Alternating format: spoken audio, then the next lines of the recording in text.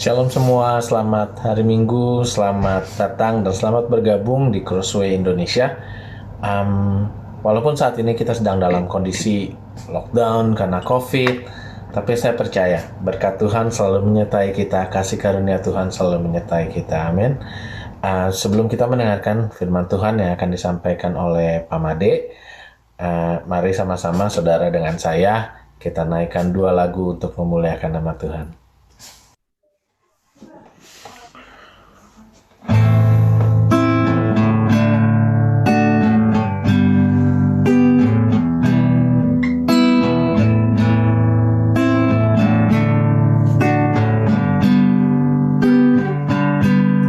Tiba saatnya hari terakhir, banyak orang kan berseru kepada Yesus.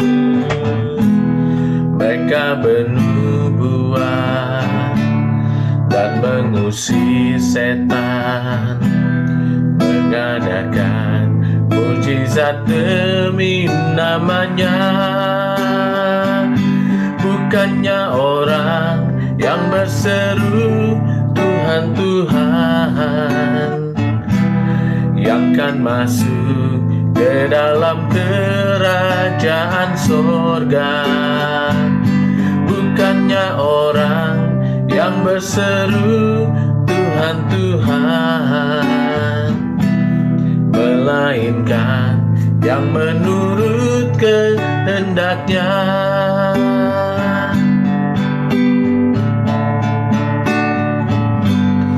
Tiba saatnya hari terakhir, banyak orang kan berseru kepada Yesus. Mereka bernubuat dan mengusir setan, mengadakan mujizat demi namanya. Bukannya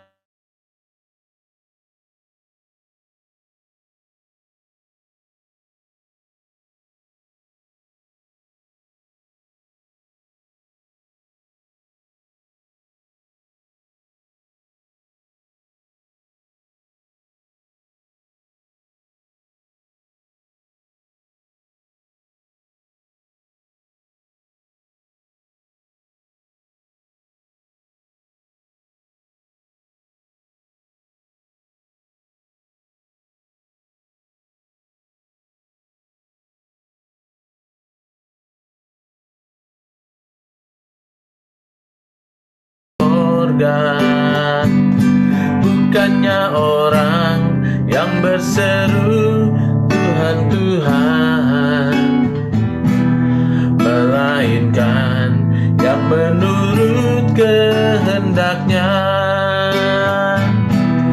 Melainkan yang menurut kehendaknya. Melainkan yang menurut kehendaknya.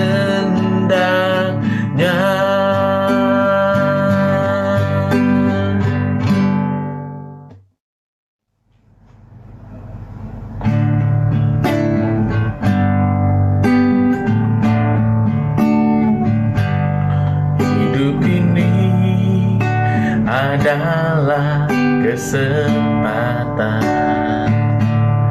Hidup ini untuk melayani Tuhan.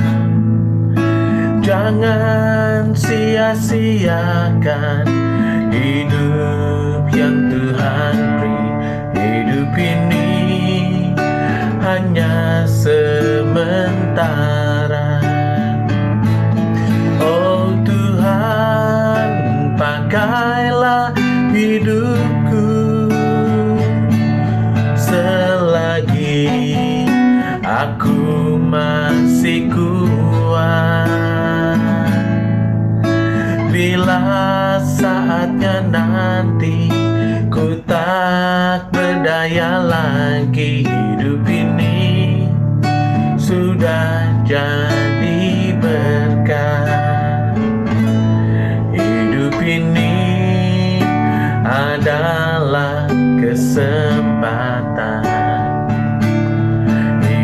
ini untuk melayani Tuhan. Jangan sia-siakan hidup yang Tuhan beri. Hidup ini hanya sementara. Oh Tuhan, pakailah hidupku selagi aku masih kuat. Bila saatnya nanti ku tak berdaya lagi, hidup ini sudah jadi berkat. Oh Tuhan, pakailah hidupku selagi aku masih kuat. Bila saatnya nanti ku tak berdaya lagi, hidup ini sudah jadi berkat. Hidup ini sudah jadi berkat.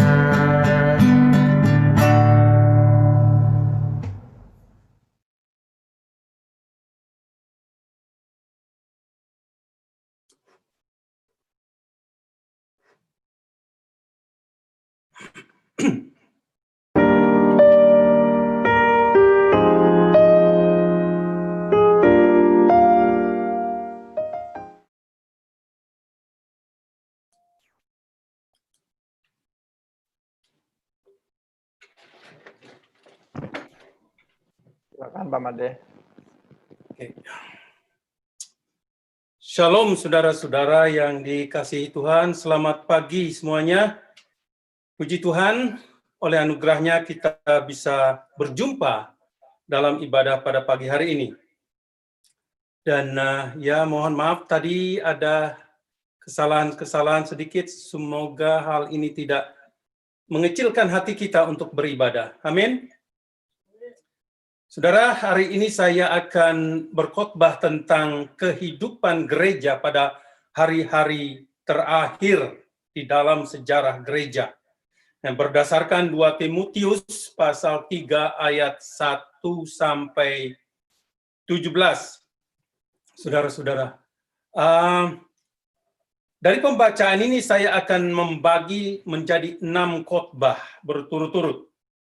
Pada hari pertama hari ini, 2 Timotius pasal 3 ayat 1-17 ini, saya akan berbicara tentang gereja palsu. Gereja atau orang-orang Kristen palsu adalah gereja atau orang-orang Kristen yang akan ditinggalkan ketika Yesus mengangkat gerejanya di akhir zaman. Nah, saudara-saudara yang kekasih dalam Tuhan Yesus,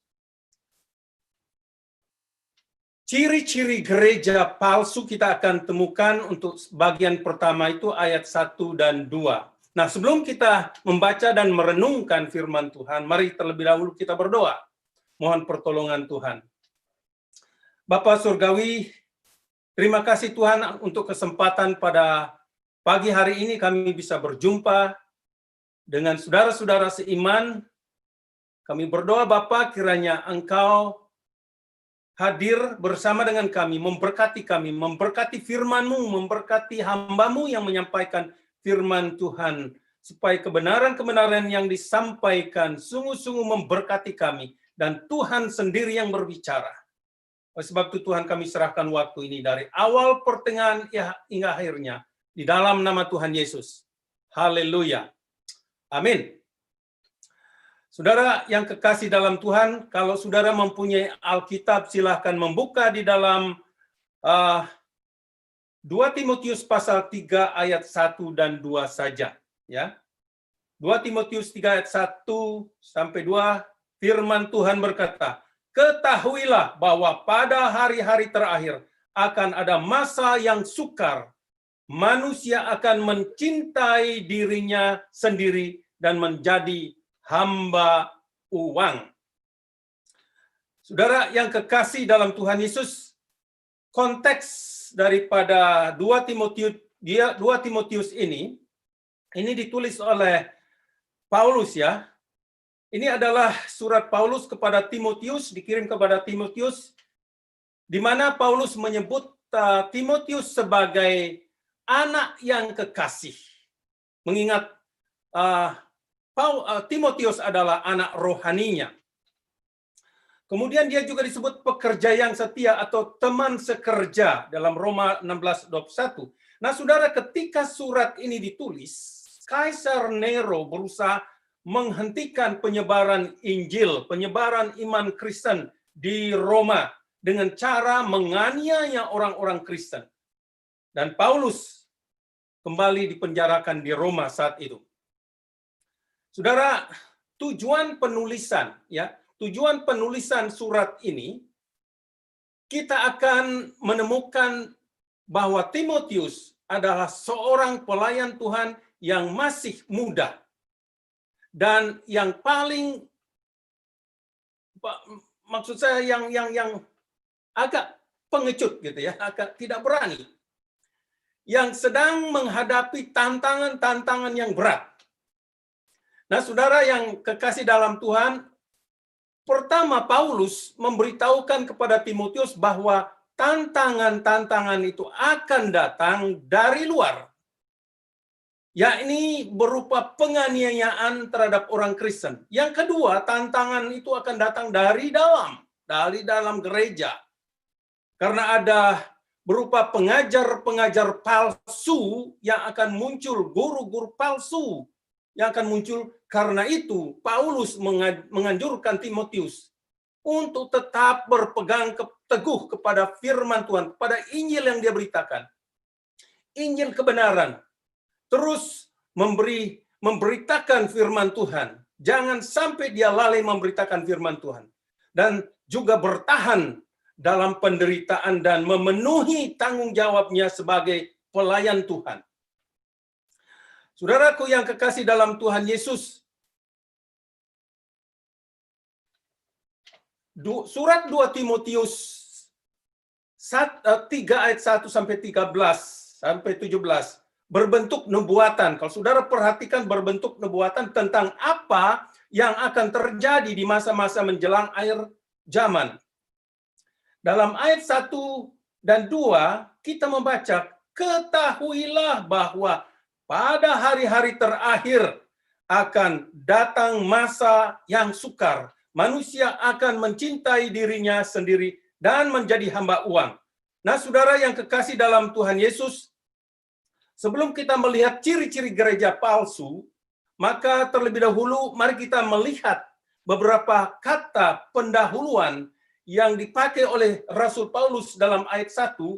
Saya melihat bahwa setiap kata mempunyai arti yang sangat penting tentang apa yang Paulus mau agar Timotius dan termasuk kita perlu untuk memahaminya.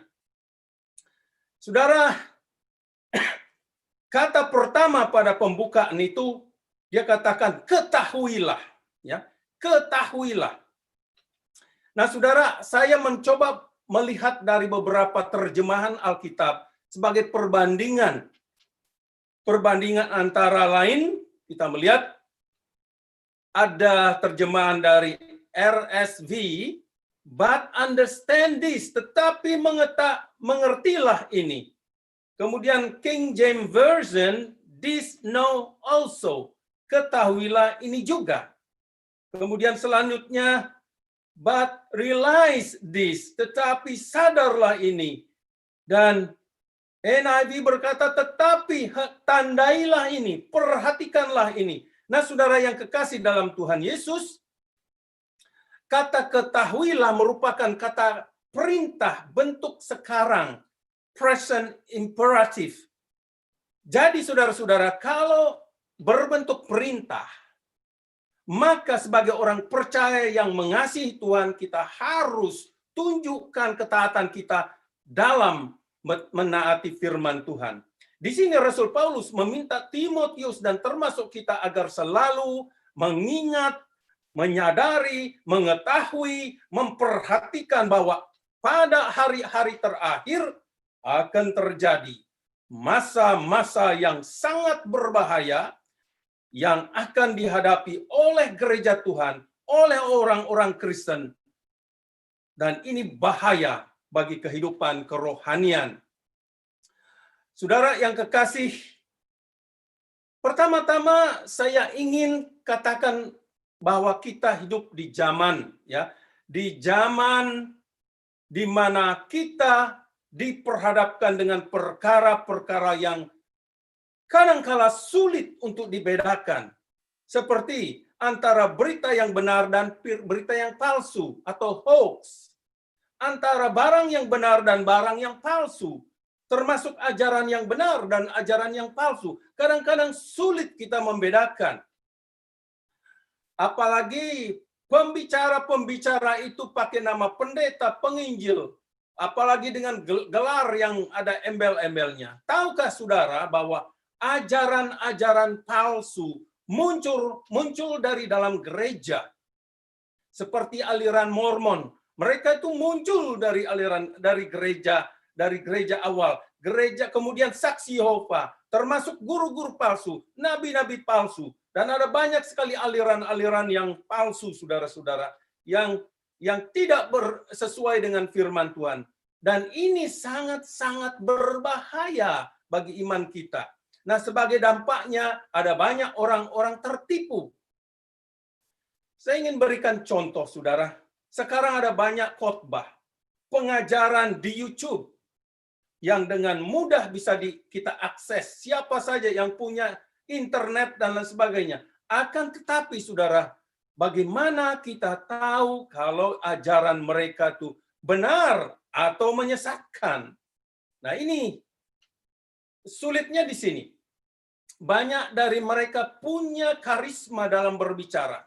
Jadi pengkhotbah palsu, guru-guru palsu, nabi-nabi palsu punya karisma luar biasa. Mereka bisa meyakinkan orang-orang.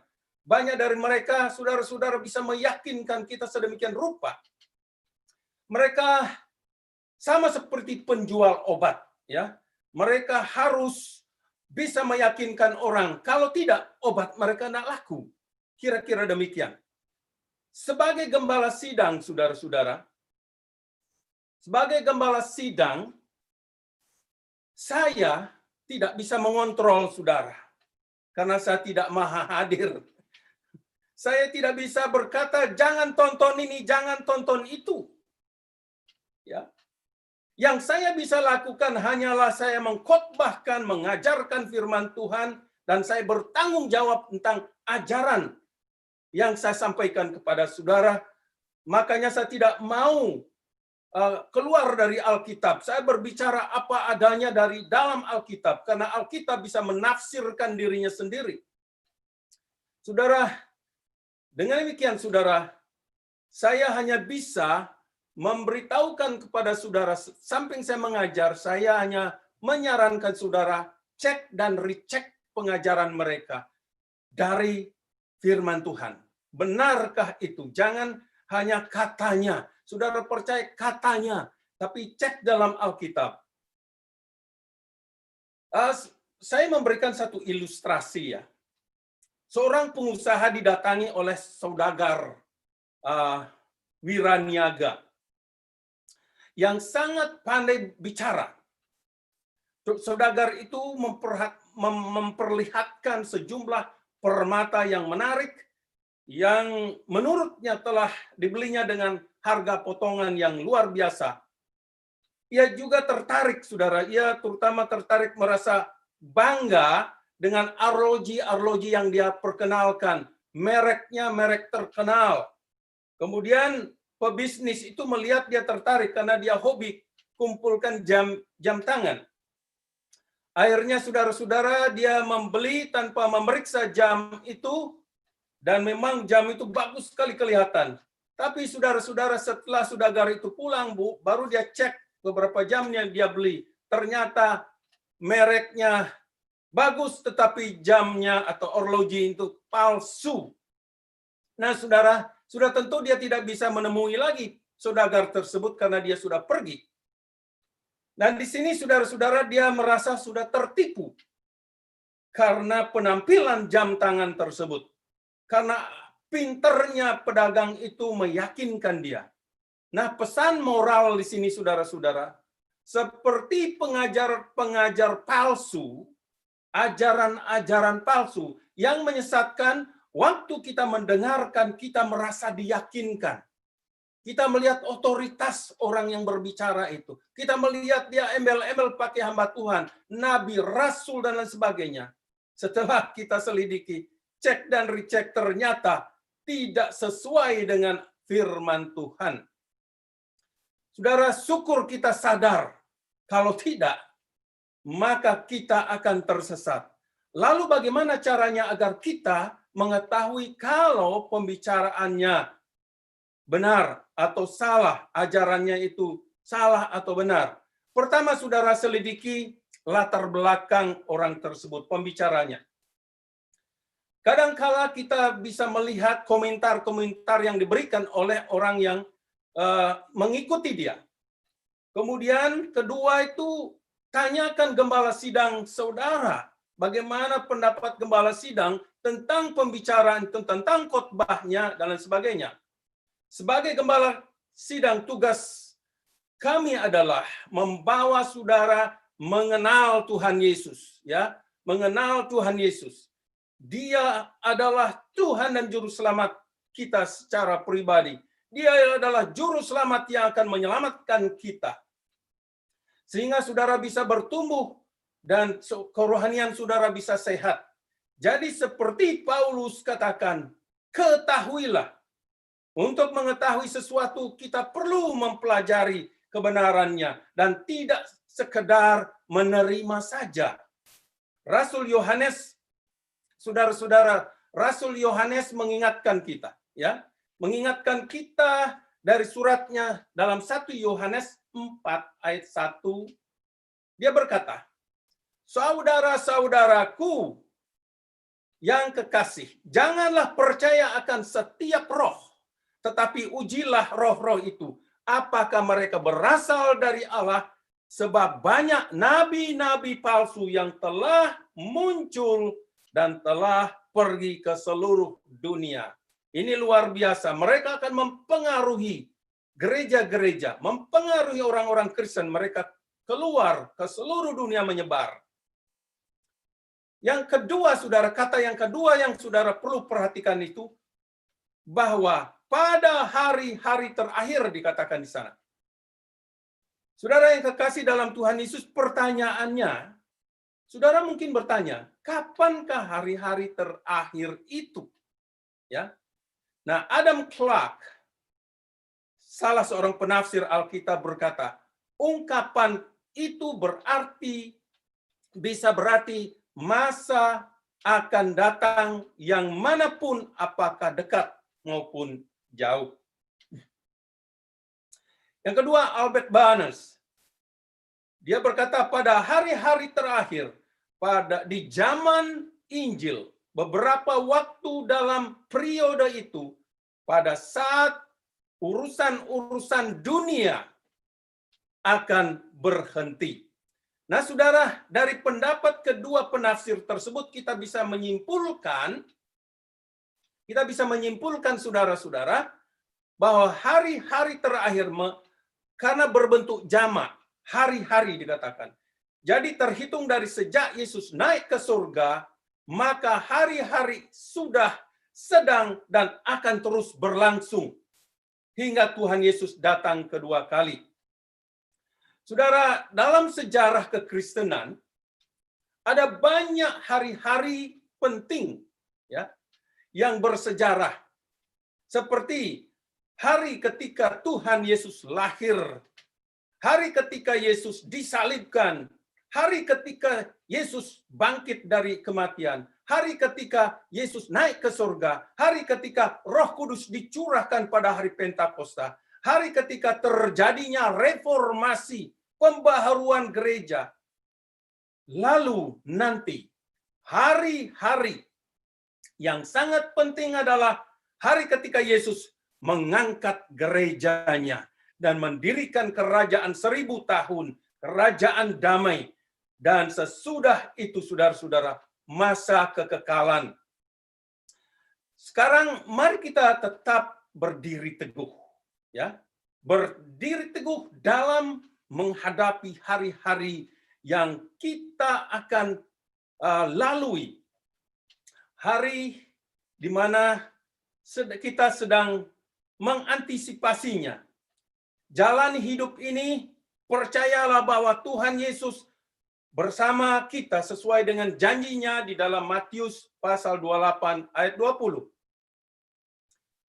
Yang ketiga, saudara-saudara, akan datang masa yang sukar. Ya, akan datang masa yang sukar. Saudara, pokok ketiga yang perlu kita perhatikan di sini dalam 2 Timotius 3:1-2, yaitu masalah akan ada masa yang sukar. Paulus bukan pertama kali menyampaikan ini. Dia juga menyampaikan, bandingkan dalam Efesus pasal 5:16, dia katakan bahwa hari-hari ini jahat. Maka kita disuruh berjaga-jaga. Nah, mari kita perhatikan beberapa terjemahan juga. Saya senang membandingkan terjemahan ini. Dikatakan yang pertama, masa-masa yang dahsyat, mengerikan, buruk sekali. Masa yang berbahaya, masa yang menyedihkan, masa yang sukar, masa dari tekanan, ya, ketegangan. Saudara yang kekasih dalam Tuhan, pada prinsipnya, semua terjemahan tersebut menekankan bahwa gereja atau orang Kristen akan menghadapi masa-masa yang sulit mengenai tentang situasi di hari-hari terakhir dan mengerikan, menyedihkan, dan berbahaya. Dalam bahasa Yunani kata sukar, kalepos, ya, kalepos, yang berarti sulit, ya, sulit untuk dilakukan, sulit untuk diambil, sulit untuk didekati, berat untuk ditanggung, sulit, kasar, ganas, kejam, berbahaya. Wah, luar biasa. Nah, mengetahui hal seperti itu, saudara, bagaimana respon kita yang hidup sekarang ini? Mengingat peringatan dalam 2 Timotius pasal 3 ini bukan berita hoax, melainkan kejadian-kejadian yang sudah, sedang, dan akan terjadi, dan merupakan satu peringatan yang keras, yang serius. Karena itu kita harus siap, ya, diperingati dan ditegur agar kita tidak lengah. Saudara, kalau kita ditegur, jangan tersinggung. Bukan saatnya, kita rugi kalau tersinggung. Kalau kita ditegur, jangan marah, jangan sakit hati.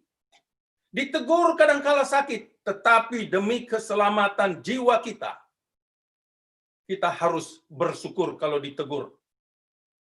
Saya memberikan satu ilustrasi kepada saudara.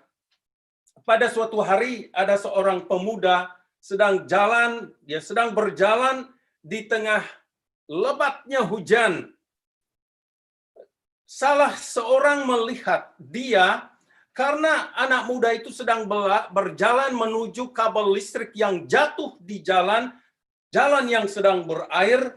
Nah, untuk menyelamatkan orang itu, orang yang melihat ini teriak-teriak, "Hai teman, hai teman, hai teman, berbahaya." Tapi karena hujan lebat, orang itu tidak mendengarnya. Kemudian dia mengambil batu dan melempar pemuda itu, dan pemuda itu kena batu di punggungnya. Dan kemudian karena kesakitan, pemuda itu langsung duduk, jatuh kesakitan. Nah, saudara, dalam kondisi seperti itu, dia ingin tahu siapa yang melempar dia. Kenapa kejam sekali? Ternyata, saudara, orang yang melempar itu mendekati dia. "Saya melempar Anda karena Anda tidak mendengar teriakan saya. saya melempar Anda untuk menyelamatkan Anda. Setelah dijelaskan, dia sadar bahwa dia akhirnya bersyukur jiwanya diselamatkan. Nah, saudara, di sini juga pesan moral kita melihat, jangan marah bila ditegur. Walaupun teguran itu menyakiti, jangan mengeraskan hati bila kita ditegur, saudara-saudara. Apalagi kalau kita ditegur oleh firman Tuhan. Ibrani pasal 3 ayat 15 berkata, hari ini jika kamu mendengar suaranya, jangan keraskan hatimu seperti dalam pemberontakan. Saudara, firman Tuhan yang saya sampaikan hari ini berisi peringatan-peringatan dan teguran kepada orang-orang Kristen yang mengaku percaya, mereka merasa mengikuti Tuhan, tetapi kenyataan hidup mereka, buah kehidupan mereka tidak menunjukkan sesuai dengan firman Tuhan. Karena itu, bila saudara merasa ditegur, jangan keraskan hati, lebih baik bertobat. Hidup kita harus transparan di hadapan Tuhan. Tidak ada yang tersembunyi di hadapan Tuhan. 1 Yohanes 2 ayat 6 berkata, barang siapa mengatakan bahwa ia ada di dalam Dia, ia wajib hidup seperti Kristus hidup. Jadi ukuran hidup kita bukan orang lain. Ukuran kehidupan kita adalah Kristus. Pertanyaannya, saudara, apakah kita sudah hidup seperti Kristus hidup? Dengan kata lain, apakah pikiran kita selaras dengan pikiran Kristus? Apakah kita berbicara seperti Yesus berbicara? Apakah kita mengasihi Allah seperti Yesus mengasihi Allah? Mengasihi Allah Bapa. Apakah kita mengasihi orang lain seperti Yesus mengasihi kita? Apakah kita berbelas kasihan kepada orang lain seperti Yesus berbelas kasihan kepada kita? Saudara, ada banyak yang kita bisa lihat teladani dari Yesus, kerendahan hatinya, dan lain sebagainya.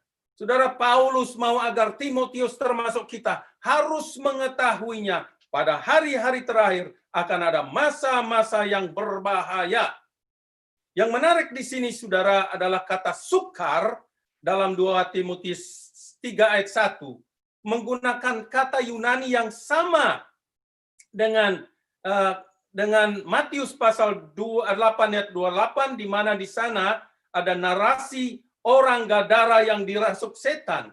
Dan orang Gadara ini dianggap berbahaya, sehingga di firman Tuhan berkata, setibanya di seberang, yaitu di daerah orang Gadara, datanglah dari pekuburan 2 orang yang kerasukan setan menemui Yesus. Mereka sangat berbahaya, dikatakan.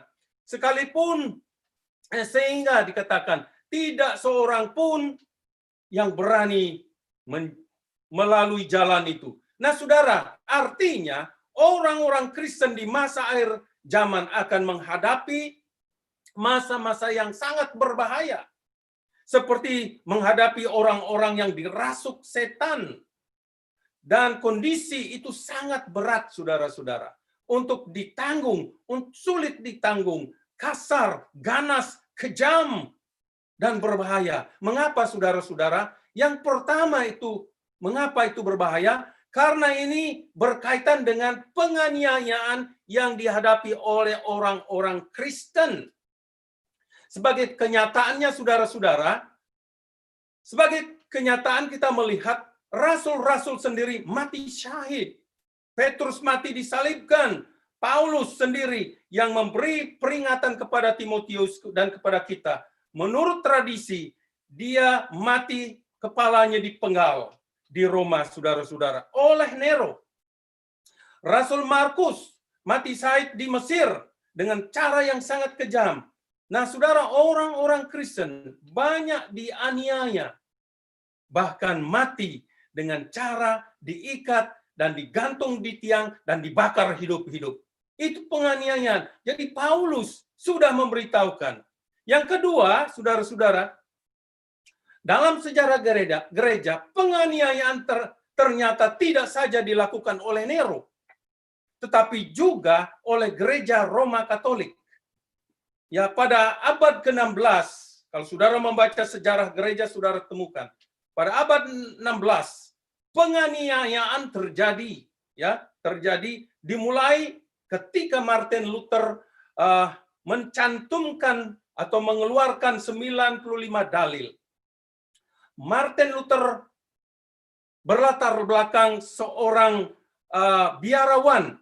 Namun ketika dia membaca firman Tuhan, ayat dalam Roma yang berkata orang benar akan hidup oleh iman. Dari ayat tersebut, Roh Kudus berbicara kepada dia. Dia diberikan satu pencerahan di sana. Sebelumnya dia percaya bahwa orang Kristen harus melakukan ritual-ritual keagamaan untuk mendapatkan keselamatan. Jadi bukan hanya oleh anugerah, tapi juga mengikuti tradisi ritual-ritual. Nah, seperti kalau seorang berdosa, saudara-saudara, ia harus membeli surat pengampunan. Tetapi setelah ia mempelajari Alkitab, ternyata ajaran itu salah karena tidak sesuai dengan Alkitab. Martin Luther menemukan bahwa orang benar akan hidup oleh iman, Roma 1:17. Keselamatan itu anugerah Allah, Roma 3:23-24, pasal 6:23, Efesus pasal 2:8. Akhirnya saudara-saudara, Martin Luther melakukan protes kepada gereja Katolik dan sebagai akibatnya dia mendapat ancaman mati karena dianggap memberontak, saudara-saudara yang kekasih. Tapi saudara, akhirnya dia dilarikan oleh seorang teman ke Wittenberg. Dan di situ dia bersembunyi di sebuah istana atau castle. Dan di situ dia menerjemahkan Alkitab bahasa Ibrani dan Yunani ke dalam bahasa Jerman.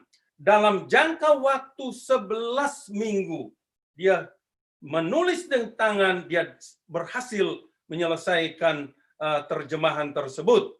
Dan itu kalau bukan karena Tuhan, dia tidak mungkin bisa dalam 11 minggu. Dia lockdown di sana, tapi dia produktif, dia menghasilkan sesuatu selama 11 minggu. Selanjutnya, saudara-saudara, setelah itu, orang-orang Kristen di Eropa, mengalami penganiayaan demi penganiayaan yang sangat berat. Salah satu peristiwa yang sangat menyedihkan dalam sejarah gereja Roma Katolik di Prancis adalah tindakan mereka memenggal kepala orang-orang Kristen Protestan yang membuat jalan-jalan di kota Prancis berlumuran darah karena darah orang-orang yang dipenggal kepalanya. Saudara-saudara yang kekasih, jadi apa yang dikatakan oleh Rasul Paulus dalam 2 Timotius 3 akhirnya terjadi dan sedang terjadi dan akan terus terjadi. Saudara bisa melihat di Middle East bagaimana orang-orang Kristen dipenggal kepalanya, hidup-hidup dan lain sebagainya. Dan penganiayaan itu tidak berhenti dan akan terus, saudara-saudara.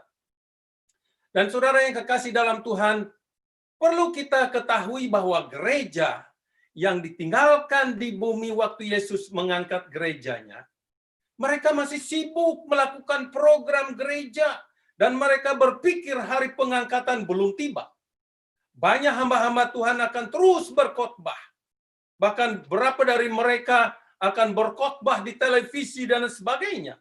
Dan tanpa menyadari bahwa hari pengangkatan sudah terjadi. Akhirnya saudara, mereka baru sadar ketika antikristus, tiba-tiba antikristus menyatakan dirinya. Firman Tuhan berkata dalam 2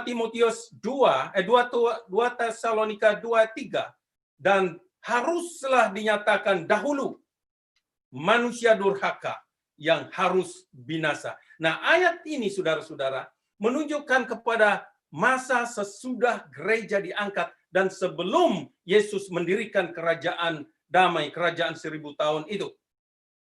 Saudara, pada saat itulah banyak anggota gereja sadar bahwa mereka telah ditinggalkan. Dan waktu itu akan terjadi kebangunan rohani ketiga terbesar dalam sejarah gereja. Dan pertobatan masif akan terjadi. Saudara yang kekasih, Akan tetapi, perlu diingat, betul kita akan mengetahui ada kebangunan rohani besar-besaran. Akan tetapi kebangunan rohani itu akan diikuti dengan penganiayaan berat. Itu yang disebut masa tribulasi. Saudara, mungkin bertanya, apakah ciri-ciri gereja palsu yang akan ditinggalkan? Ya, apakah ciri-cirinya? Nah, berdasarkan 2 Timotius pasal 3 ayat 1 sampai 13 ada banyak ciri gereja palsu. Hari ini saya akan menyampaikan 2 saja. Mari kita melihat ciri-ciri gereja palsu. Saudara-saudara. Dikatakan di sana ya, manusia akan mencintai dirinya sendiri dan menjadi hamba uang. Mereka adalah orang-orang Kristen yang murtad, saudara-saudara. Mengapa mereka mencintai diri sendiri? Mengapa mereka mencintai uang? Jadi, saudara, perkara-perkara yang Rasul Paulus ingin kita ketahui dari kedua ayat tadi dalam 2 Timotius pasal 3 ayat 1 dan 2a yang akan terjadi di hari-hari terakhir. Pertama, saudara, dikatakan mereka mencintai dirinya sendiri. Mereka ini adalah orang-orang murtad. Ini adalah anggota-anggota dari gereja palsu. Saudara, kata Yunani yang dipakai di sini adalah pilautos. Artinya pencinta diri sendiri, egois.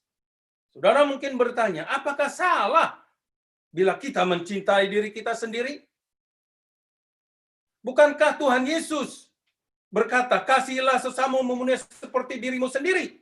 Lalu apa permasalahannya, saudara-saudara?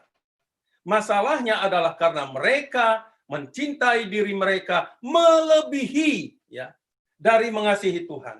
Dengan demikian mereka telah memberhalakan diri mereka. Nah, saudara yang kekasih, kita bisa melihat. Nah, istilah psikologis orang yang mencintai diri adalah, yang mencintai diri secara berlebihan adalah narcissistic personality disorder. Nah, orang seperti ini, saudara-saudara, orang seperti ini merasa dirinya secara berlebihan sangat penting. Orang seperti ini menuntut perhatian, pengakuan yang berlebihan. Orang seperti ini biasanya sulit dalam relasi, dalam hubungan, dan kurang berempati akan orang lain. Saudara, mungkin saya berikan satu contoh, saudara sadar atau tidak. Salah satu contoh ini ya, orang yang terlalu sering selfie, ya, selfie, biasanya senang dan terlalu sering mengupload foto-foto pribadinya, dirinya di media. Apa saja kegiatannya selalu diupload di Facebook, WA, Instagram, terlalu berlebih-lebihan. Saya mempunyai teman seperti itu. Saya cuma ketawa dalam hati. Dia akhirnya menjadi pusat, menjadi sentral untuk dirinya, untuk diperhatikan. Nah, saudara, saya tidak melarang saudara selfie, tetapi hati-hati kalau terlalu berlebihan. Hal tersebut telah memberi indikasi bahwa orang tersebut mempunyai masalah narcissistic personality disorder. Saudara, ia telah menjadikan dirinya sebagai pusat dan objek utama kehidupannya. Dan akhirnya kasih akan Allah sangat sedikit. Dan inilah yang dimaksud oleh Rasul Paulus. Dan ini dosa, saudara-saudara. Karena kita sudah memberhalai diri kita. Kalau ada di antara saudara seperti itu, kira-kira seperti itu, sebaiknya segera bertobat. Allah berjanji akan mengampuni kita. 1 Yohanes 1 ayat 9. Kemudian selanjut, yang kedua, mereka dikatakan menjadi hamba uang. Saudara, terjemahan bahasa Inggris, lovers of money. Pencinta uang.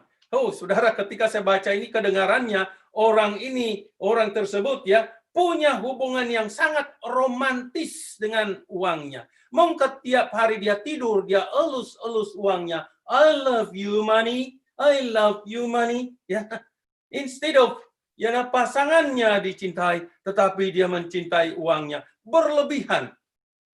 Dalam bahasa Indonesia diterjemahkan menjadi hamba uang, lebih kejam lagi. Orang tersebut diperbudak, menjadi budak uang. Kesannya sangat buruk, saudara-saudara, karena uang menjadi majikan orang tersebut, karena uang memperbudak dia. Tetapi itulah yang akan terjadi kalau uang mengatur hidup kita. Sudah saya berikan contoh. Karena uang, Yudas menjual Tuhannya, ya, menjual Tuhan Yesus. Sebagai akibatnya, saudara-saudara, ia bunuh diri dengan cara menggantung diri. Dalam bahasa Yunani kata pencinta uang, pilar guros, ya, pilar guros, yang artinya a greedy disposition love of money, ya, satu sifat yang serakah akan uang. Nah, saudara, Paulus memperingati Timotius ada maksud, ya, mempunyai alasan yang sangat kuat. Karena apa? Timotius melayani di kota Efesus, ya, kota Efesus, dan mungkin merupakan pasar terbesar di dunia kuno saat itu, dan merupakan kota yang sangat makmur zaman itu, ya, dan sangat materialistik. Nah, di kota seperti itu, orang-orang percaya gampang terseret ke dalam roh mamon, dan mereka bisa kehilangan jiwa mereka. Saudara yang kekasih, dimanapun, kalau kita dikatakan tinggal di Melbourne, the most livable city, kita harus hati-hati. Nyaman, kita akhirnya lupa daratan karena kenyamanan, saudara-saudara. Kemudian, memiliki uang tidak salah, saudara. Mencari uang juga tidak salah. Saudara bisa cari uang dan cari uang tidak salah. Tetapi kalau kita sudah mencintai uang, maka uang akan menjadi berhala dan uang akan mengatur kehidupan kita. Kita semua perlu uang. Saudara mungkin bertanya, apakah mungkin ada gereja seperti itu? Apakah mungkin ada orang Kristen seperti itu? Mungkin, saudara-saudara, di zaman seperti ini ada. Dalam sejarah gereja, saya ingin jelaskan di sini. Saya senang mempelajari, cari tahu bagaimana sih latar belakang gereja-gereja kemakmuran ini, ya. Dalam sejarah pada abad 19 muncul satu gerakan yang disebut faith movement, gerakan iman. Mereka mengajarkan bahwa dengan iman mereka dapat mengklaim kesembuhan, kekayaan. Sebagai wujud faith movement ini adalah gereja yang menganut paham teologi kemakmuran, prosperity theology. Saudara, mereka percaya bahwa kemakmuran secara materi merupakan kehendak Allah. Cerita yang mereka sering kutip, saudara-saudara, adalah cerita Abraham, karena Abraham diberkati secara materi. Itu aja yang mereka lihat. Nah, memang, saudara, betul Abraham diberkati secara materi, tapi bukan itu tujuan utama Allah memberkati hidupnya. Seharusnya jangan hanya melihat berkat jasmani yang diterima oleh Abraham, tetapi harus siap meneladani perjalanan imannya. Ia menanti anak yang dijanjikan 25 tahun lamanya. Dan setelah itu imannya diuji karena Allah menyuruh dia mengorbankan anak satu-satunya. Nah, saudara, bayangkan kalau saudara hanya mempunyai satu anak dan Allah menyuruh mengorbankan. Dan apa yang terbaik di dalam hidup saudara, kalau saudara mengikut Tuhan, kalau disuruh korbankan, bagaimana perasaan saudara? Secara jujur, saudara, banyak orang Kristen masih tidak memberikan persepuluhan. Walaupun Tuhan berjanji akan membuka tingkap-tingkap langit dan memberkati mereka.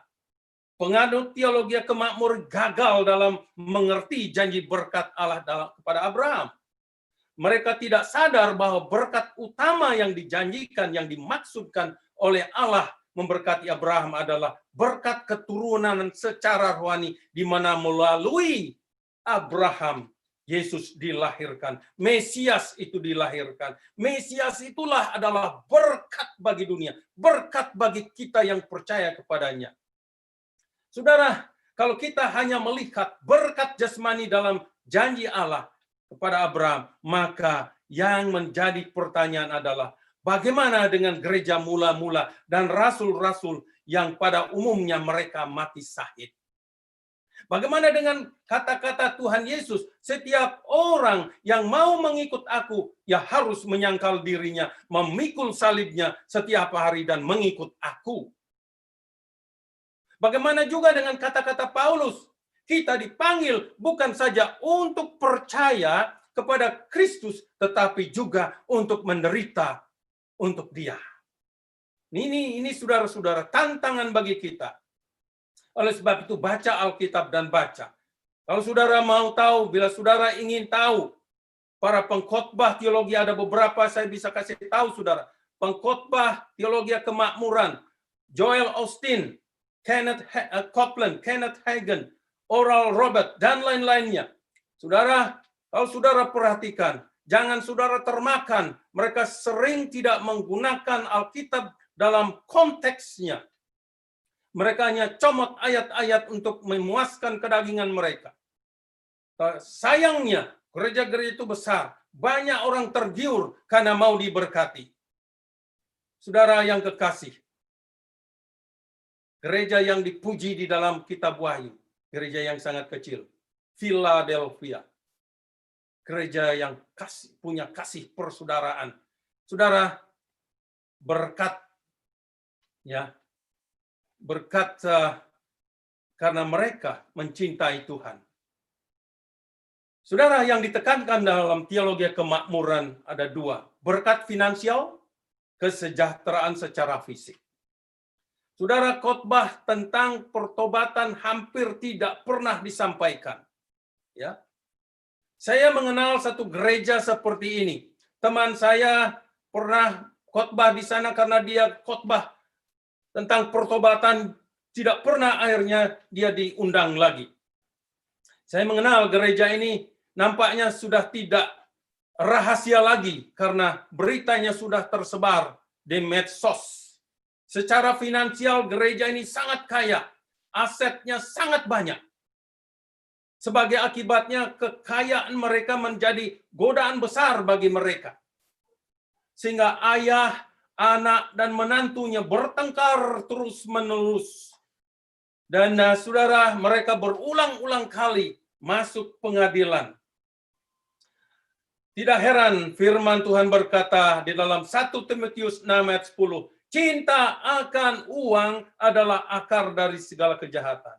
Yang menyedihkan saudara-saudara yang kekasih, pendiri gereja tersebut ketika meninggal, ia tidak diizinkan oleh anaknya sendiri untuk diadakan upacara di dalam gereja tersebut. Gereja yang dia bangun.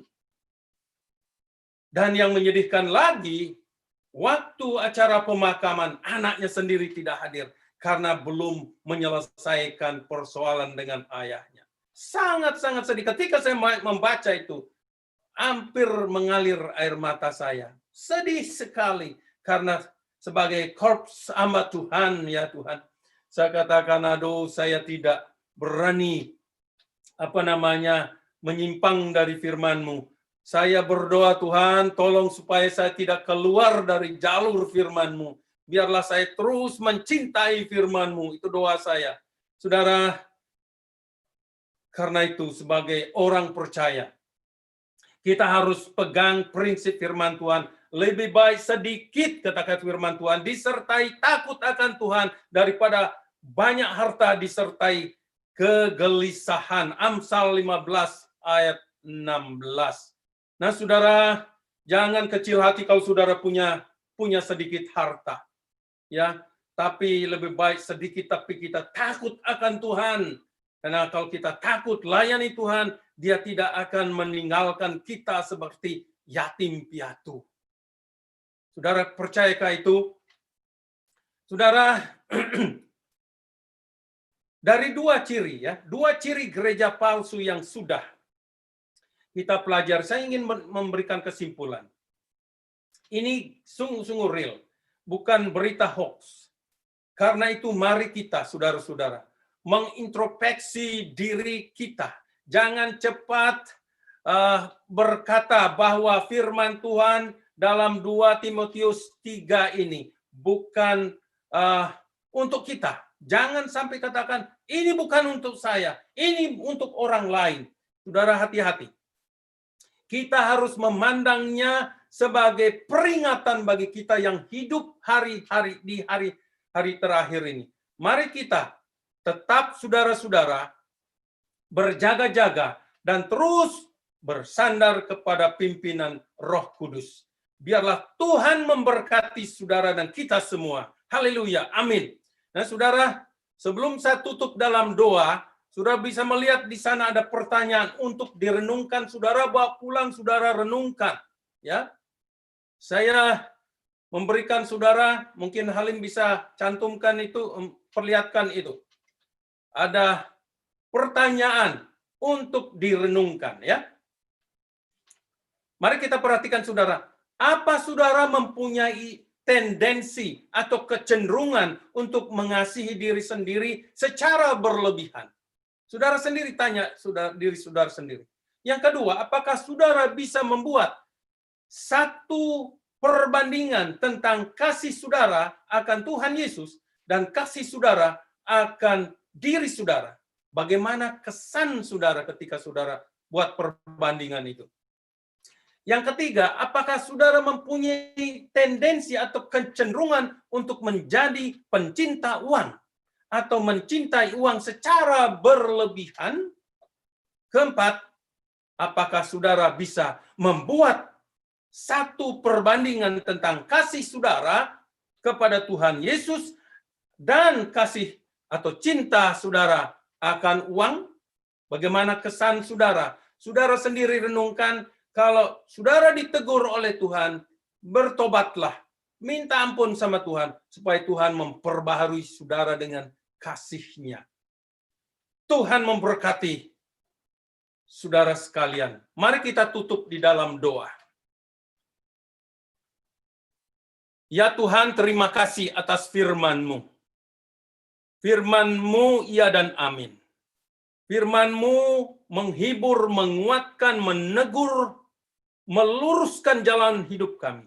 Hari ini kami sudah belajar, Tuhan, tentang ciri-ciri, dua ciri gereja palsu di akhir zaman yang tidak akan diangkat. Karena mereka murtad, mereka sudah mencintai diri mereka melebihi dari mencintai Tuhan.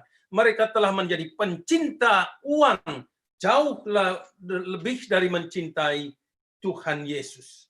Ampuni kami Tuhan kalau kami seperti itu. Perbaharui roh kami, perbaharui motif-motif kami, perbaharui pikiran kami, perbaharui keberadaan kami. Biarlah firman Tuhan menjadi cermin buat kami, memperlihatkan siapa kami, menelanjangi kami, supaya kami bisa lihat keberadaan kami yang sebenarnya. Supaya kami tidak terlambat, Tuhan. Ketika Engkau mengangkat gereja-Mu, kami ada di dalam kelompok gereja yang diangkat itu. Jangan sampai kami ketinggalan. Oh Tuhan, dengarlah doa kami setiap hari ketika kami panjatkan. Dan hari ini juga kami mohon berkat-Mu, penyertaan-Mu. Sidang jemaat yang saya kasih, arahkanlah hatimu dan terimalah berkat Tuhan. Kiranya kasih dan dari Allah Bapa, anugerah Tuhan Yesus Sang Putra di dalam persekutuan Roh-Nya yang kudus, menyertai saudara sekalian dari sekarang sampai selama-lamanya. Haleluya. Amin. Selamat beraktivitas. Tuhan berkati.